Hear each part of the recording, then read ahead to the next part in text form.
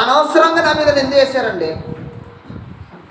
నేను చాలా బాధపడుతున్నాను. అదే ఆ నింద నిజం చేస్తే అని ఆలోచన చేసి వెళ్ళారా ఈ రోజున?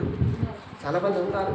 ఒక నింద వచ్చితే చాలు, ఆ నింద ఎందుకు వచ్చిందో తెలియదు, ఎలాగొచ్చిందో తెలియదు, జనాలు అనుకుంటున్నారు అని ఆలోచన కాదు. ఈ నింద నుంచి ప్రభువా నేను నిజాయితీపరుణ్ణి, నీ ఎడల ఎలాగా ఉన్నానో, యథార్థతగా కలిగి ఉన్నానో నీకు తెలుసు కదా, ఆ నిందని తీసేయి ప్రభువా అని ప్రార్థన చేసేవాళ్ళు లేరు.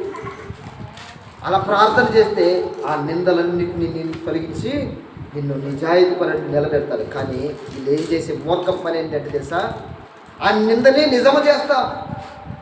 ఎవరు అనుకుంటే ఏమైనా అనుకోని, ఆ నింద నిజం చేస్తే ఏమైనా అనుకొని ధైర్యంగా తిరగవచ్చు. అవసరమైతే ఇది ఎదవ పనికి మనల్ని అనుకుంటే ఈ నిందను నిజం చేస్తానని ఆలోచన కలిగి ఉండేవారు ఈ లోకంలో లేకపోతే ప్రియ సోదరి సోదరులారా, నీ మీద నింద వచ్చినప్పుడు ఆ నిందని ఎలా తొలగించాలి ప్రభు?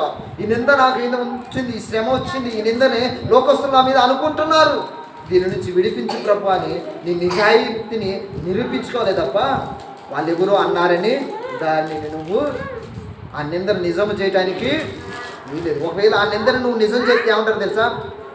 నిజంగానే ఒకవేళ ఆ నింద నిజం నువ్వు చేస్తే లేదా అప్పుడేదో పొరపాటు అనుకుని ఉండొచ్చు, కానీ మీరు నిజంగానే దుర్మార్గుడు, నిజంగానే నీచుడు.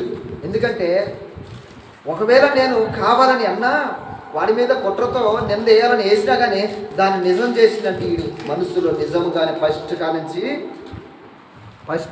హృదయము చెడిపోయింది, దుర్మార్గుడని అంటారు ప్రియ సోదరి సోదరు. నీ మీద నింద వేసేవాళ్ళు